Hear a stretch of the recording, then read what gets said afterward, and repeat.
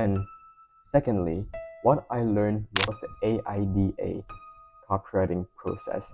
So here, what is the AIDA copywriting process? So real quickly, AIDA means attention, interest, desire, and action. So that is basically what AIDA means.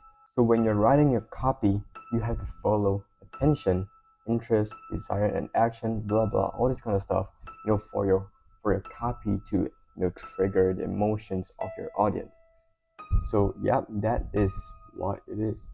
And one very, very important thing is your first few lines.